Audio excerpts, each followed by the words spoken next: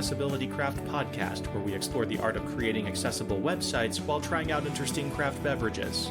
This podcast is brought to you by the team at Equalize Digital, a WordPress accessibility company and the proud creators of the Accessibility Checker plugin. And now, on to the show. Hey everybody, it's Amber, and I'm here today with Chris. Hey everybody. And we have a special guest. Welcome, Ryan. Thank you, Amber. Hello, everyone. Hey Ryan, it's good to have you. Would you mind just introducing yourself and giving our audience a bit of a rundown on who you are and what you do? Of course. So my name is Ryan Bracey. I'm the Director of Web Development and User Experience at an agency here in New Jersey where I live called Second Melody.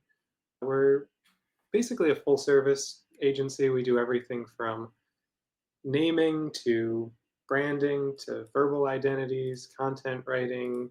I run the web department over there, so planning, designing, building websites, and we do social media marketing. So the full gamut. And then on top of that, I am the lead speakers organizer for WordPress Accessibility Day, which is where I met Amber. Yep. And we are so excited to have you here today. We always start every episode with a beverage. Chris, what are we drinking today?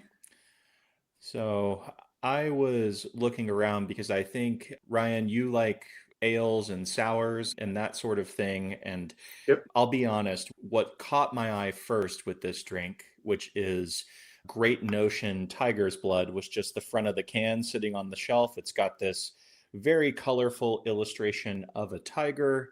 And then the name Tiger's Blood also drew me in because if I ever go get a snow cone, if I'm channeling my inner 9-year-old, Tiger's Blood is usually my go-to.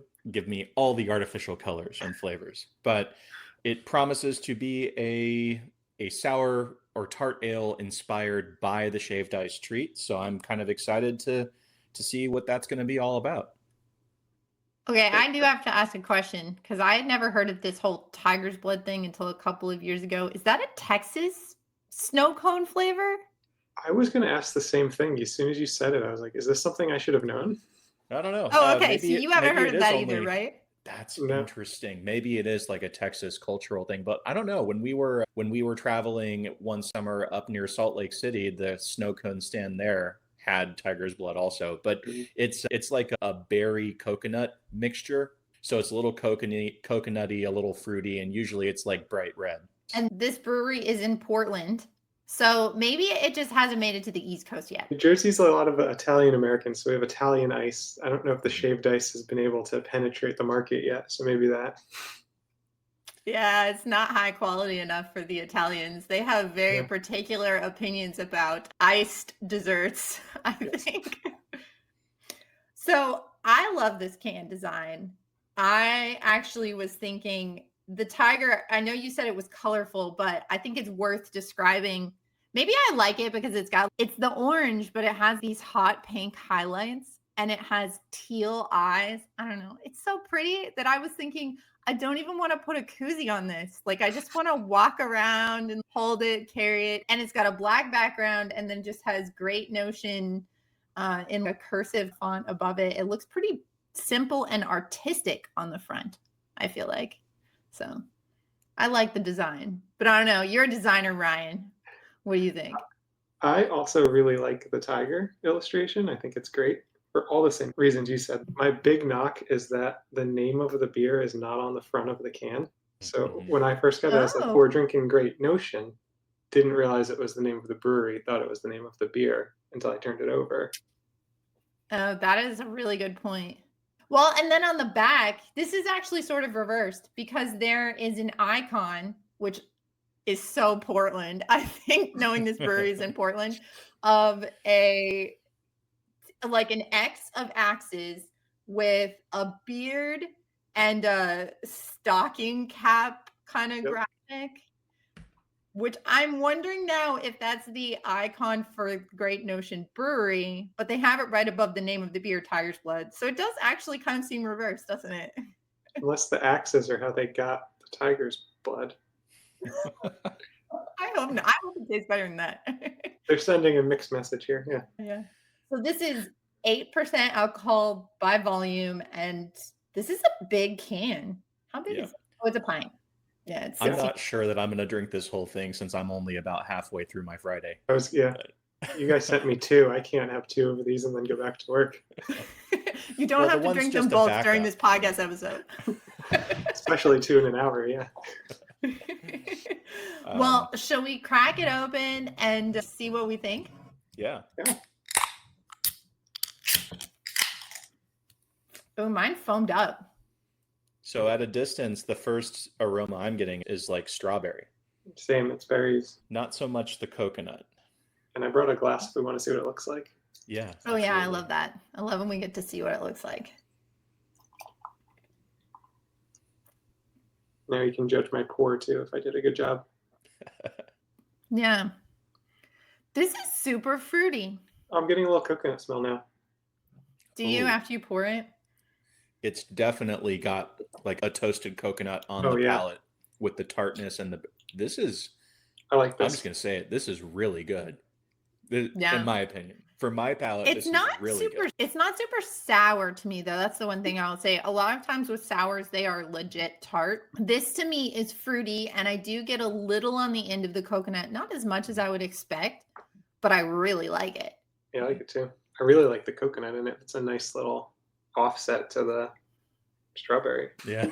The thing that I think is interesting about this too, and I don't know if it's just like the way the fruit, the sour, and the coconut are all intermingling that makes me think this or makes my palate think this, but it almost doesn't taste fully dry. There's some unfermented sugar still in the beer, and I'm getting a bit of what feels like sugary sweetness, even though it's 8% ABV. So I don't know. I'm a little confused because usually when you have a high ABV beer, there's no sugar left for the yeast to ferment, but it is really good. Very refreshing. It is really sweet, This is good. I think. So Chris, how does this compare to your memories of your favorite snow cone? Less sweet. It's got that fermenty funk, right? I feel like this is, if I had a tiger's blood snow cone and this beer in like a nice frosty glass next to it, I'm going for the beer 100%. I feel like it's like a more grown up tiger's blood snow cone experience.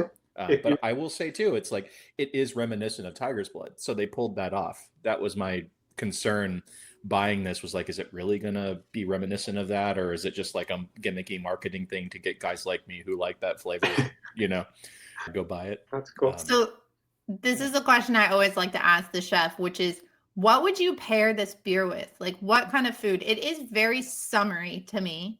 So does that just mean you like grill out, or what kind of food would go well with this sweeter flavor?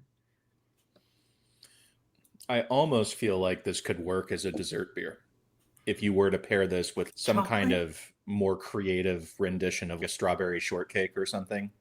Like, my head's going to strawberry compote and then like a coconut shortbread and whipped cream with this would probably absolutely kill, but it's really good.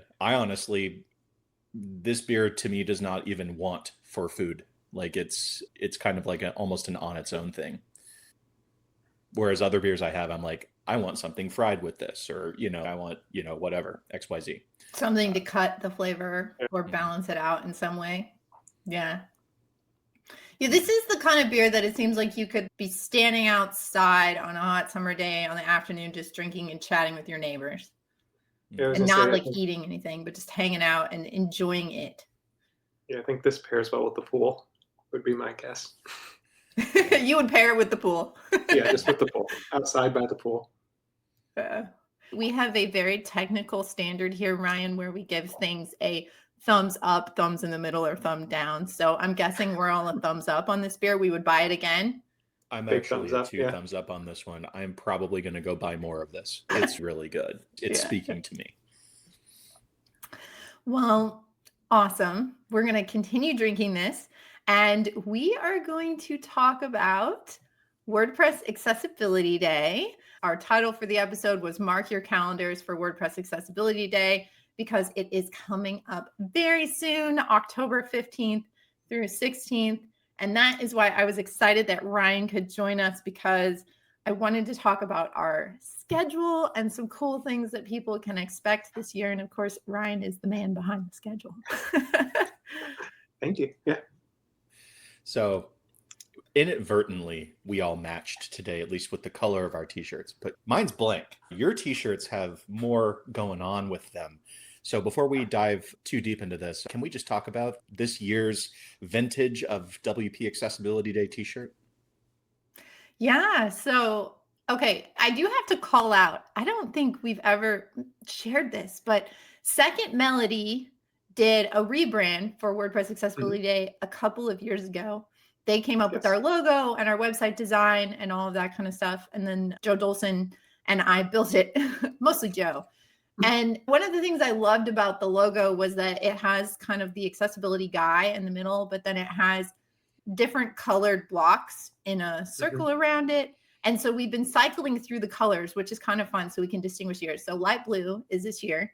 And you guys won an award for that design? I We think got we're nominated.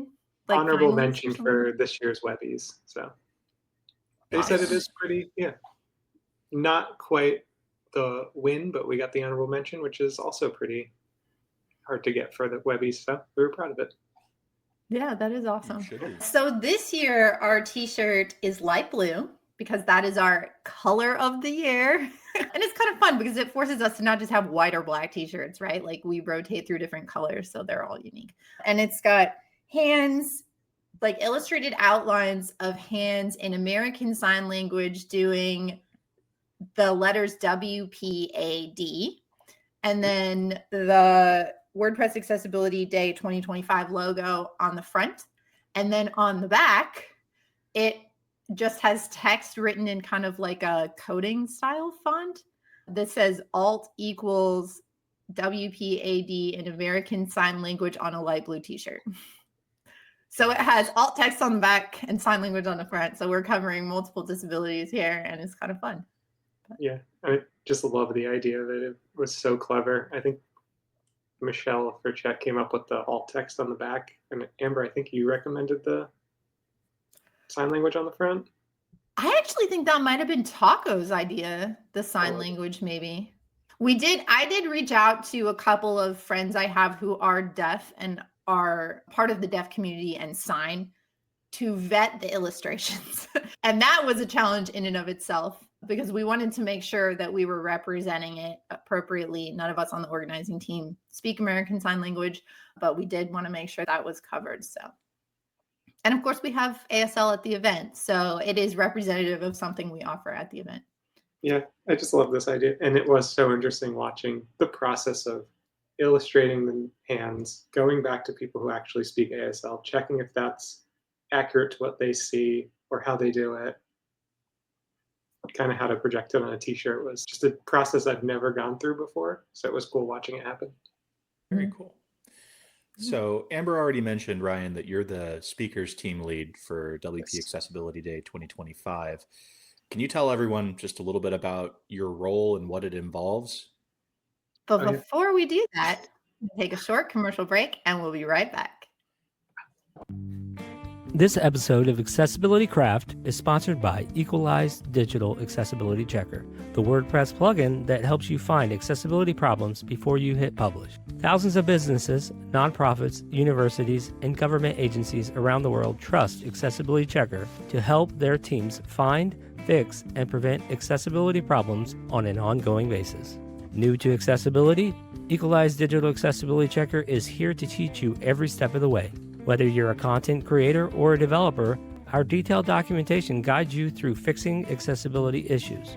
Never lose track of accessibility again with real-time scans each time you save, powerful reports inside the WordPress dashboard, and a front-end view to help you track down hard-to-find issues. Scan unlimited posts and pages with Accessibility Checker free. Upgrade to Accessibility Checker Pro to scan your website in bulk, whether it has 10 pages or 10,000.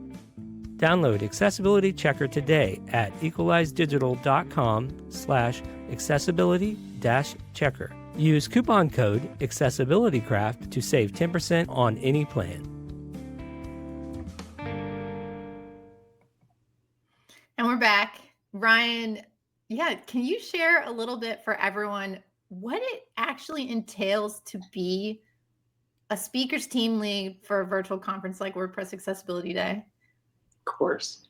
at a high level, it's just a lot of emailing. So it is kind of everything that encompasses the speakers themselves, the sessions they're putting on, including the schedule. So it's at the onset opening that call for speakers, collecting all of those submissions, reviewing them, not just myself, but we have a whole committee that reviews the submissions.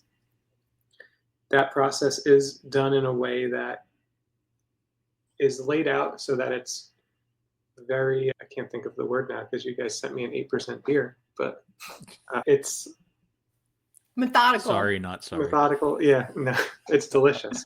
Where we can't like input any of our own kind of discriminations onto them. They're anonymized to the point where we are just reviewing sessions based on talk titles, talk descriptions.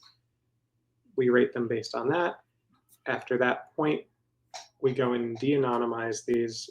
Then we have a meeting where we talk through our top picks, and we look at now speaker demographic information to make sure that we are holding a conference that is diverse, and we're capturing a range of people around the globe, different genders, different ethnicities, different disabilities. So we just want a very diverse conference. Then I have to notify all the speakers they've been selected, onboard them, keep communicating with them via email if they have any questions, put together the schedule.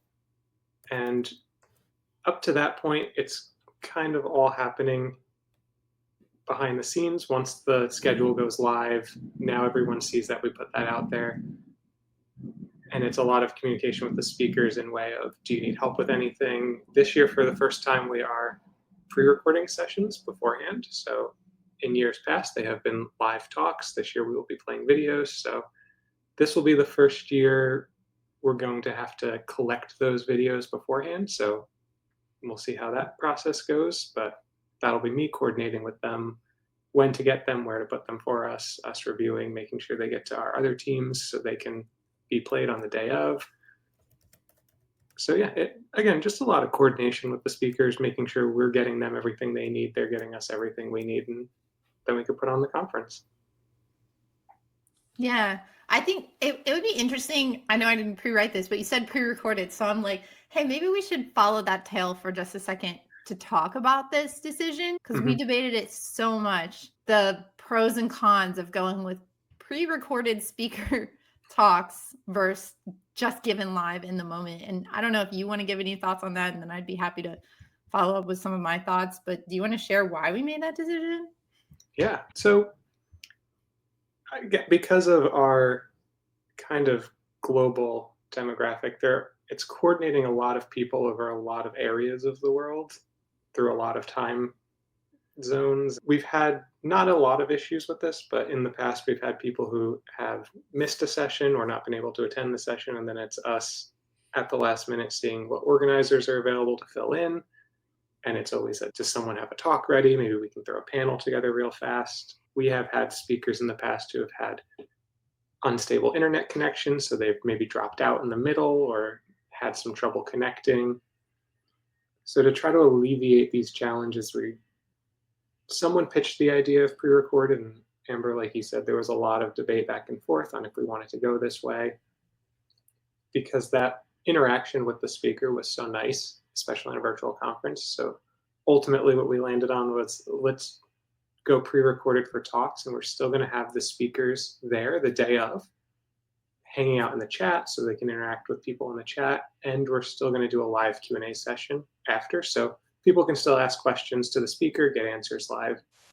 And we think it's just going to really help with some of those tech issues we've had in the past, but still not take away from that in the moment interaction you get with the speakers on the day of.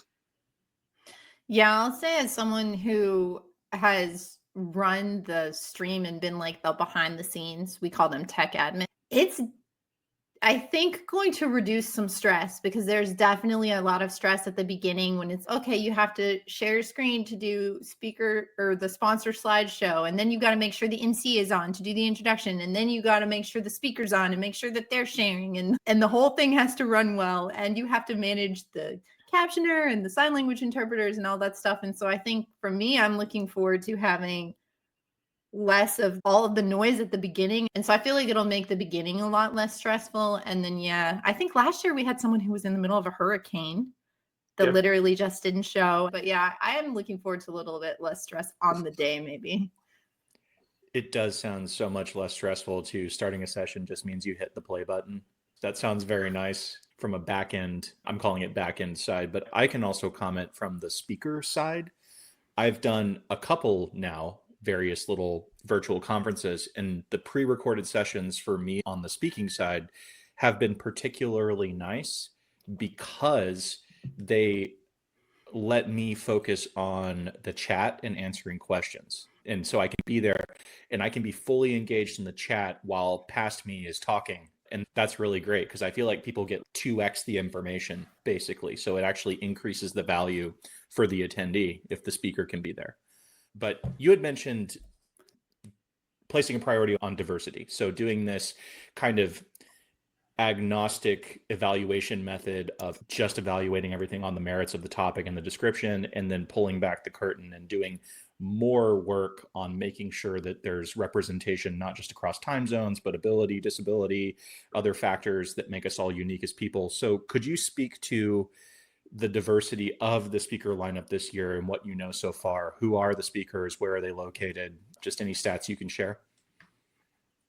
Of course. So yeah, like I said, it's always that anonymous stage and then the diversity stage where we look at all that stuff. So this year of our selected speakers, so it is 23 sessions plus our keynote, 24 sessions. And this year we have 4 sessions with co-speakers. So I'm doing my math right, 27 speakers we have this year plus our keynote. And of those, we have representation across 11 different countries, which is pretty great. It's about average what we've had. I think we had 11 in 2023. We had 12 last year, so there are 11 again this year. Of those speakers, about 41% of them are male identifying.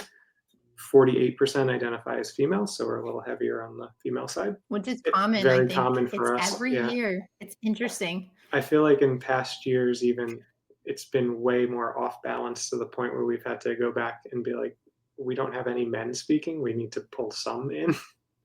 But I have noticed with accessibility, because we have the same trend, and you could look at our organizing team page and you could look at our volunteers page, which when that's out and all the volunteers are there, it is heavily female. And I don't know if that's something about the accessibility industry as a whole, or I don't know. It's kind of an interesting anecdote, Yeah, I I think. don't know what if it's just more empathy or could be. But yeah, we always seem to have that. Yeah. And I think that was last year where we did it and we're like, there are no men in our picked schedule. We need to fix this. And that is the work we do when we de-anonymize to make sure we are having a diverse conference. There are also 15% identify as being members of the LGBTQ community. 30% of our speakers are non-white identifying. 26% of our speakers identify as living with a disability. And 2 of our speakers self-identified as living in poverty. So like I said, we do try to put together a very diverse conference, both in the speakers themselves, but also geographically where they're located. And just looking at our stats, I think we were successful. And it is always nice because you get those different perspectives and inputs, and that's what really helps us actually achieve our goal of making things more accessible. Because if you're only hearing one perspective, you're only addressing that one perspective. So it kind of goes hand in hand with our mission too. So on the scheduling side, it's the only event I know of that runs 24 hours continuously. Sounds like a nightmare to me. How do you schedule this thing? Okay, so I have a system where our speakers themselves will give us a range of times that they are available. So they'll say, I'm available these times, and they can select any of the 24-hour long slots of the day. I will also do a little extra work of figuring out what times of each day based on their time zone or their waking hours.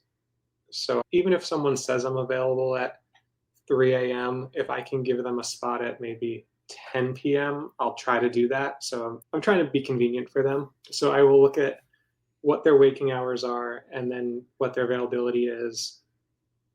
I'll try to lay it out that way roughly first. Then I start looking at, okay, are we backing up topics? So I don't want two of the same topic next to each other. So I try to then mix around that we have some diversity in topic even. So if someone's watching straight through, they don't have to listen to two topics in a row about the same thing.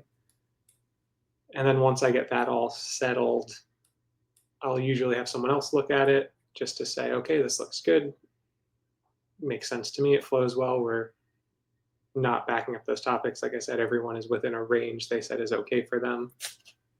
And yeah, that's about it. How much time does that take you, Ryan? It's a few hours. The hardest part is the time conversion, and it still gets me to this day. It's so hard for me, to the point that I have forced, as a lead organizer, all of our sheets and schedules have UTC, which is what our website and everything operates on, but it also has Central. Yep. Because I'm like, I get to control this, so we're also going to have a column that translates everything to Central. Oh, well, yeah, that's my. First, I put all the times in Eastern, so I have some context of what I'm talking about. Then I look at their local times. But then this caught me last year. Our conference happens during daylight savings time for any country that observes it around. So I could be looking at times today that are not the times they're going to be in October. So even last year, I got to learn kind of what countries observe daylight savings time and when some switch and some don't. For instance, I remember Italy and Germany, like one of them switched right before the conference started and one was right after, because one of our speakers lived in Italy but was giving her talk from Germany. And I was like... Yeah, it's really hard. We ended up, it was in November, I think in 2022, when we revived it, and we realized we needed to move earlier. I mean, we can't hit all of them, but we are before most of them change times, because a lot, like in the US and UK and most of Europe, I think changes in November. But that was a huge motivator for why we moved it to October, was we were like, because I think one year we were in between. The US had switched, but a bunch of Europe had not. And that just like really threw everyone's off an hour. So, okay, I feel like we should talk a little bit about the schedule, of course, because we've been talking about making it, but let's talk about what's on it. For anyone who missed the announcement, Ryan, can you share who our keynote is and what that talk is about? Oh, yeah. So I'm actually very excited for our keynote. I am, as I mentioned, director of web development, but before I was a web developer, I was a web designer. I still do design web. So for as long as I've been working, I have been a reader of Smashing Magazine. It's an online magazine for people who do UX design. And this year for our keynote, we got the CEO and co-founder of Smashing Magazine, Vitaly Friedman, which I'm extremely excited about. Wow. Yeah, he's a good get. He is also... Yeah, I'm so excited about this too. Bringing, I think, along one of the larger audiences a keynote has ever brought with them. So we're kind of excited to see how that works for us, even as announcing him as our speaker, or having him kind of cross-promote through his channels. And yeah, I'm just really excited to hear him talk this year. His talk is called Accessible Design Patterns for 2025. Like Amber said, we did announce him already, so we do have a news post up on 2025.wpaccessibility.day. If someone wants to go read that, there's a little bit more about his background, what he's going to be talking about, with some links. So yeah, we're just really excited for him to come talk for us this year. That is so cool. And I'm sure that keynote's going to be fantastic. But that's not the only session. There's 23 others. I think we should each share a couple of sessions that we're really looking forward to. Amber, maybe you could start. Sure. I will say, I always feel I know, like, we planned this podcast, and so I knew we were going to do this, but everyone always asks this, and I always feel bad because I'm like, how do I only pick 2 or 3? All right, so one is called creating a hyper accessible website for blind, low vision, and sighted users. The reason why I am excited about this talk is because this is a website built with Divi. And if you follow this podcast, which if you're listening, I'm sure you do, or you have seen our massive page builder accessibility comparison report that I spent a bunch of time on, you know that Divi is horrible at accessibility. And this is a website that was built for the Braille Institute. I'm not going to say it's perfect because Alex Stein and I were looking at it the other day and it has a few things that could be improved, but it is really good. So I'm super interested to know. I literally think I just want to ask them, like, how much work and time did you have to put into doing this? And I think it's interesting, and it goes to show you can build an accessible website with anything. So I think that will be interesting. I'm also interested in, we have a talk from a Australian speaker who is deaf, and he speaks, I'm probably going to say this wrong, but Auslan, I think is maybe how you pronounce it, which is Australian Sign Language. And he is giving a talk called Auslan Accessibility in WordPress, Themes and Plugins for the Whole Deaf Australian Community. I've never seen Auslan. He is going to, for his Q&A, we're going to have an Auslan interpreter for him, because if you aren't familiar, not all sign language is the same. So even though our conference is going to have American Sign Language, he may not even be able to understand any of it. It could be 100% different from Auslan Sign Language. So we will have our American Sign Language interpreter, and he'll have an Auslan Sign Language interpreter, and he'll be presenting. So I think that will be really fascinating just to see what is the difference. I always enjoy, even though I don't need the sign language, opening the sign language in another window and being able, because you can move it all around, to just have it on like my extra monitor and being able to glance at it occasionally. I find it really interesting and cool. And then I think the other thing that I'm looking forward to is a talk about AI websites and how accessible or not they are. Everybody, it's the hot topic, right? We were like, how can we not have this? Everybody's talking about building websites with AI. And so you can come to that session and find out if they're actually accessible. But Ryan, you've been digging through these. What are you most looking forward to? I feel even worse about picking any than you do, because I've been talking to these people. I had to pick them. I like them all. I also did kind of key in on that, creating a hyper accessible website for the blind. I just thought it was such an interesting concept too, of so much of accessibility is like, how do we meet accessibility standards, where theirs was, that's not even good enough for us. It's how do we exceed these expectations? So kind of going so far above and beyond. And I thought that was just a really cool approach, and I'm interested to hear they did it.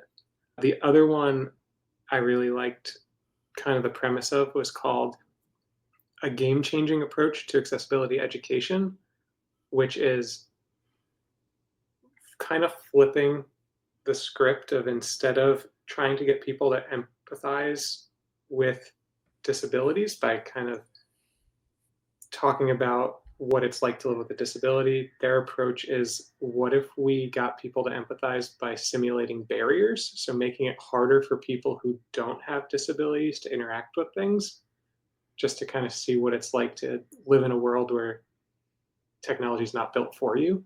So I thought that was kind of a cool premise, and I think it's going to be a good talk.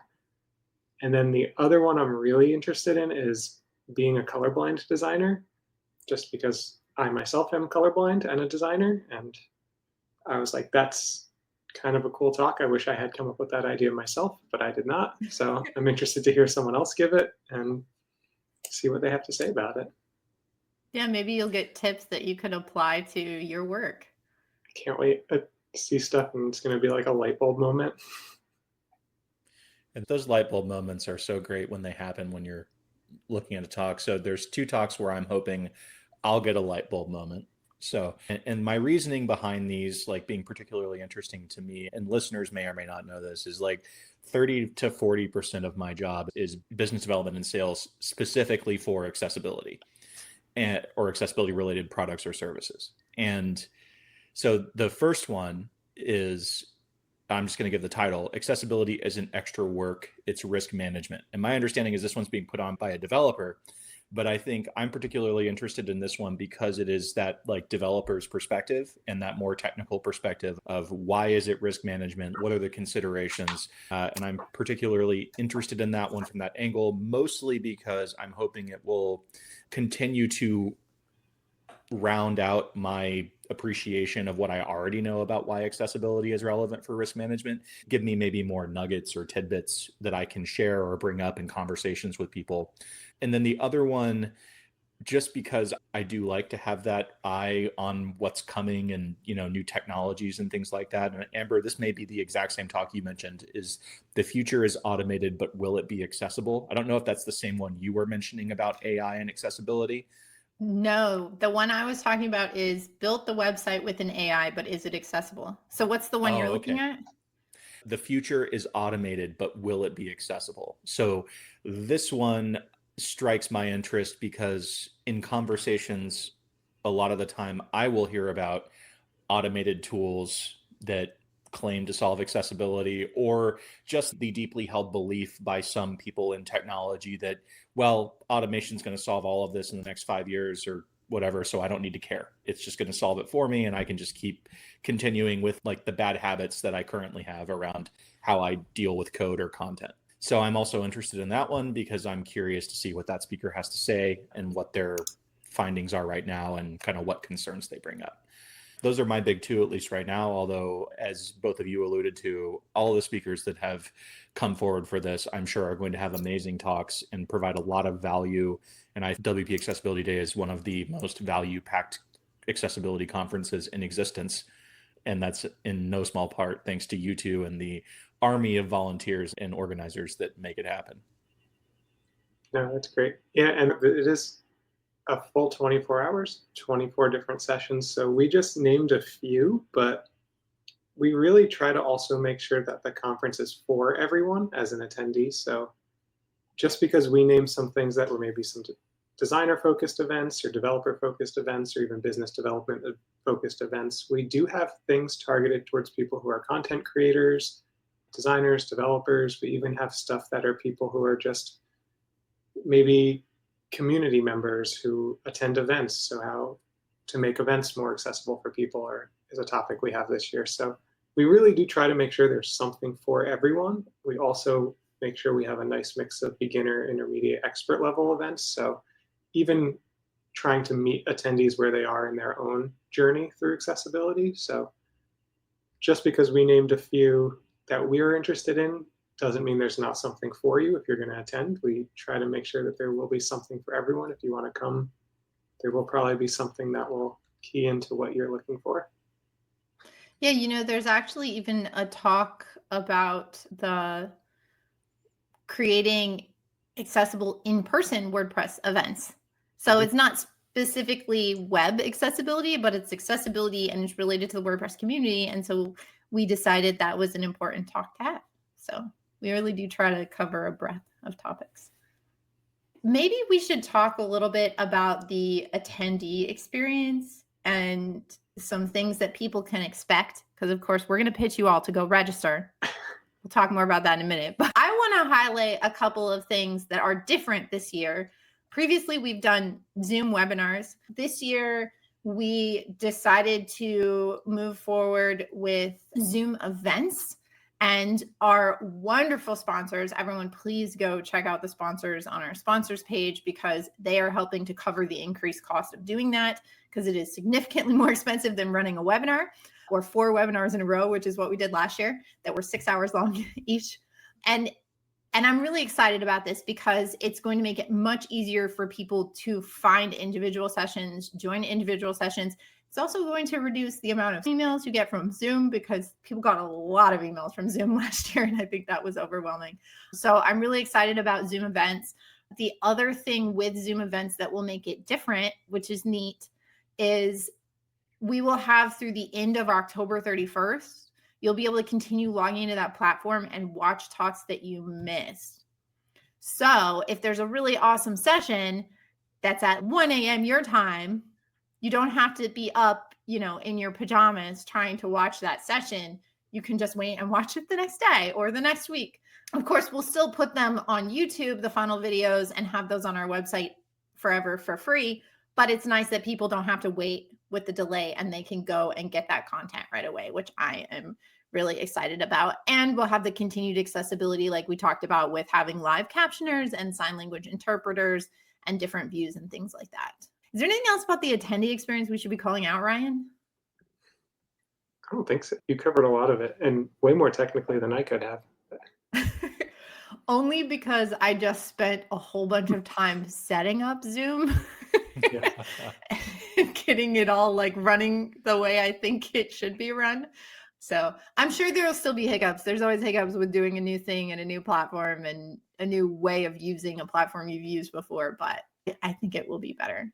Yeah, my only thing, I'm excited for this new format of pre-recorded session, kind of, Chris, for the reason you said, is I think it will really improve the attendee experience to be able to interact with the speaker directly in the chat, because we even see during sessions people ask a lot of questions, and then it's trying to filter through what can even get asked in the Q&A at the end. But if we have a speaker there now who is able to live respond while their past self is presenting, I think it's going to make a lot more of an interactive experience for the people attending. So I think that's going to be really nice this year. Yeah, for sure.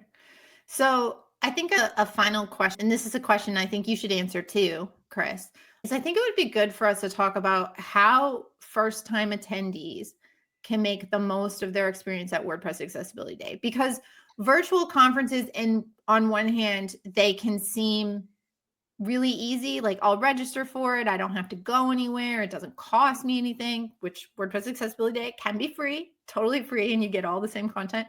But in other ways, they're also more difficult than going to an in-person conference. So I'm curious, what advice do you all have for first-time attendees? So, and I'm guilty of this myself, but when attending virtual conferences, like you said, it's really easy to throw it up on your second screen and then continue working. 40 minutes go by, the session ends, and you didn't intake any of it. So I would say really try to set time apart from your day to actually actively attend a session. I think you'll learn a lot.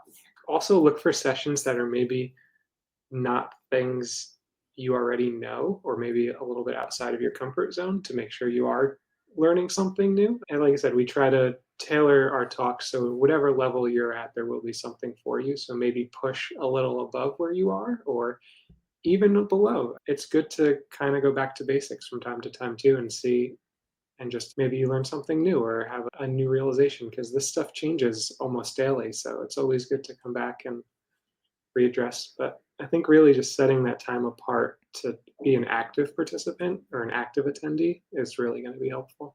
Mm-hmm.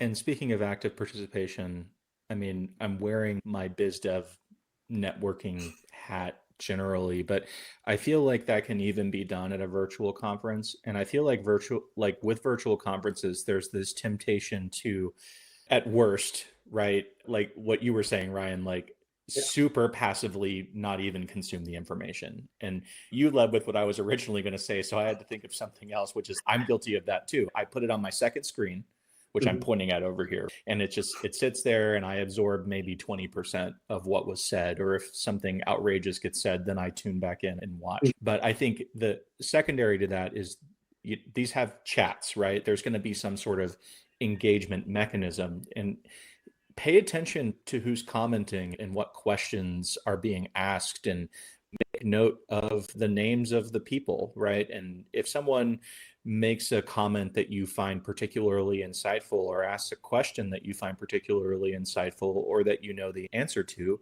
engage. Or if you have a question, definitely ask it, and maybe someone else will engage with you. But the reason I say make note of the names is there's this wonderful thing called LinkedIn, where you can probably find these people and based on their name and their job title or what company they're with, and you can connect with them. And you can, even if you're not trying to network to do sales or anything else, like you can build real professional connections just based on the conversations that are happening in the chat in WP Accessibility Day. That, who knows, 2-3 years from now, that could be your next job that's more accessibility adjacent, or it could be a future colleague, right? These kinds of connections are real. And it's always the number one thing that I look forward to at any conference is just engaging directly with people, and not just new people, but reaffirming or reconnecting with people that I already know. And I think that can be done virtually. It just requires slightly more effort and direct engagement. You know what's worth calling out is that when people register, you have the option of selecting to be shown on our public attendees page. This is something that people who are used to WordCamps have seen these before. But if they're not used to WordCamps, I've heard people be like, wow, this is so amazing, because a lot of conferences don't publish attendee profiles. They only publish speaker profiles or sponsor profiles. But we have a whole attendee page that you can find on our website, and people opt in to being on that, and it includes their Gravatar image and their name, and if they've provided it, their job title, their company, their location around the world, and links to their social media, including, yes, their LinkedIn. So this is a good place to go if you do see someone in the chat and you're like, wow, that person's saying really smart things, I want to connect with them. You can go there and quickly see if they've put themselves on that list. I think we will also have, with Zoom events, some ability to network with and see people within the Zoom events platform. But that remains to be seen, so don't hold me to it. But I agree with both of you. I would say if you can literally block a day of work, and I know we have our friend Ron over at Code Geek, he actually has had his entire team not work on client work that whole day, and they just watch WordPress Accessibility Day. And it is also worth noting, if you have an IAAP certification, that you can get continuing ed credits towards maintaining your certification for it. So it is a very valid use of time to watch that. Well, I think that about wraps us up. But before we go, and Ryan, thank you so much for coming on and talking about all this stuff. I feel like the absolute least we could do is give you the opportunity to share with people anything you want them to know about you, or how to connect with you, or information about the things you're working on, anything at all that you would like our audience to know. Oh yeah, thank you. And thank you guys so much for having me. This was a blast. You can find me, my personal website, ryanbracey.com. You can find me on LinkedIn. I'm on Instagram. I don't really use it. That's about everywhere I have presence online. So. Oh, but if you do follow Ryan on Instagram, you get to see really delicious pictures of bread. Well, everyone, thank you so much for tuning in. Please, if you have not already, go to 2025.wp.accessibilityday/register and register to attend. It's totally free. You can make a donation. We are a nonprofit if you want to.